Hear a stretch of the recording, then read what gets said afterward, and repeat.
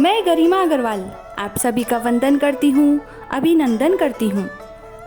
आइए आज हम सुनते हैं जलझूलनी एकादशी की व्रत कथा, जिसे पद्मा एकादशी, वामन एकादशी, परिवर्तनी एकादशी आदि नामों से भी जाना जाता है। कुछ स्थानों पर इसे डोल ग्यारस भी कहा जाता है, क्योंकि इस दिन मंदिरों से भगवान श्री कृष्ण जी की मूर्ति को डोल यानी पालकी में बिठाकर झांकी निकाली जाती है तथा नगर भ्रमण कराया जाता है। इसीलिए इसे डोल ग्यारस भी कहा जाता है। यह एकादशी भादवे के शुक्ल पक्ष की एकादशी को आती है। इस दिन मंदिरों में विशेष पूजा अर्चना होती है तथा शाम के समय भगवान जी की डोल यानी पालकी की झांकी निकाली जाती है। पालकी या डोल के दर्शन के बाद ही सागार किया जाता है। झांकी में फल, नारियल, सागार, दक्षिणा आदि चढ़ाते हैं। यह झांकी सभी गली मोहल्लों से निकाली जाती है। सभी घरों के बाहर आरती करते हैं। कहते हैं जन्माष्टमी करने वालों को यह एकादशी जरूर करनी चाहिए, क्योंकि इस दिन श्री कृष्ण जन्म के बाद माँ यशोदा ने जलवा पूजी थी। इसीलिए इस एकादशी का बड़ा महत्व है। इस एकादशी को व्रत रख कथा सुने, हवन कीर्तन करवाएं तथा ब्राह्मण भोजन कराएं। यदि आप एकादशी व्रत ना रखें तो भी एकादशी व्रत कथा सुने। इसके सुनने मात्र से ही समस्त पापों का नाश हो जाता है। तो आइए सुनते हैं परिवर्तिनी एकादशी व्रत कथा।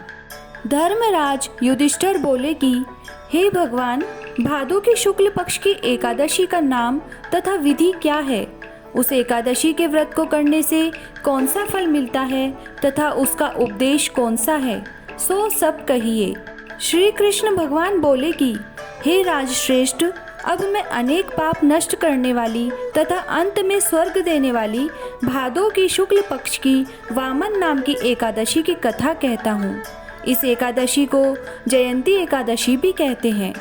इस एकादशी की कथा के सुनने मात्र से ही समस्त पापों का नाश हो जाता है। इस एकादशी के व्रत का फल वाजपेयी यज्ञ के फल से भी अधिक है। इस जयंती एकादशी की कथा से नीच पापियों का उद्धार हो जाता है। यदि कोई धर्मपरायण मनुष्य एकादशी के दिन मेरी पूजा करता है तो मैं उसे संसार की पूजा का फल देता हूँ। जो मनुष्य मेरी पूजा करते हैं उसे मेरे लोक की प्राप्ति होती है। इसमें किंचित मात्र भी संदेह नहीं।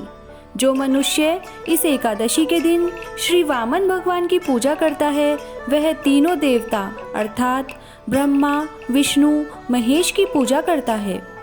जो मनुष्य इस एकादशी का व्रत करते हैं उन्हें इस संसार में कुछ भी करना शेष नहीं रहता। एकादशी के दिन श्री विष्णु भगवान करवट बदलते हैं, इसीलिए इसे परिवर्तनी एकादशी भी कहते हैं। इस पर श्री युधिष्ठिर बोले कि हे भगवान, आपके वचनों को सुनकर मुझे महान संदेह हो रहा है कि आप किस प्रकार सोते तथा करवट बदलते हैं। आपने बलि को क्यों बांधा और वामन रूप धारण करके क्या लीलाएं की? चातुर्मास से व्रत की विधि क्या है तथा आपके शयन करने पर मनुष्य का क्या कर्तव्य है, सो सब विस्तार पूर्वक कहिए। श्री कृष्ण भगवान बोले कि हे राजन, अब आप पापों को नष्ट करने वाली कथा का श्रवण करो। त्रेता युग में एक बलि नाम का दानव था। वह अत्यंत भक्त, दानी, सत्यवादी तथा ब्राह्मणों की सेवा करता था। वह अपनी भक्ति के प्रभाव से स्वर्ग में इंद्र के स्थान पर राज्य करने लगा। इंद्र तथा अन्य देवता इस बात को सहन न कर सके और भगवान के पास प्रार्थना करने लगे। तब अंत में मैंने वामन रूप धारण किया और अत्यंत तेजस्वी ब्राह्मण बालक के रूप में राजा बलि को जीता। इस पर युधिष्ठिर बोले कि हे जनार्दन, आपने वामन रूप धारण करके बलि को किस प्रकार जीता, सो सब सविस्तार समझाइए। श्री कृष्ण भगवान बोले कि हे राजन, मैंने वामन का रूप धारण करके राजा बलि से याचना की कि हे राजन, तुम 3 पैर की भूमि दे दो, इससे तुम्हारे लिए 3 लोक का दान फल प्राप्त होगा। राजा बलि ने इस छोटी सी याचना को स्वीकार कर लिया और भूमि देने को तैयार हो गए। तब मैंने अपने आकार को बढ़ाया और भूलोक में पैर, भुवलोक में जंघा, स्वर्गलोक में कमर, महलोक में पेट, जनलोक में हृदय, तप लोक में कंठ और सत्य लोक में मुख रखकर अपने सिर को ऊंचा उठा लिया। उस समय सूर्य, चंद्र, नक्षत्र, इंद्र तथा अन्य देवता आदि शास्त्रानुसार मेरी स्तुति करने लगे। तब मैंने राजा बलि से पूछा कि हे राजन, अब मैं तीसरा पैर कहाँ रखूं? इतना सुनकर राजा बलि ने अपना सिर नीचा कर लिया। उस पर मैंने अपना तीसरा पैर रख दिया और वह भक्त दानव पाताल को चला गया। जब मैंने उसे अत्यंत विनीत पाया तो मैंने उससे कहा कि हे बलि, मैं सदैव तुम्हारे पास ही रहूँगा।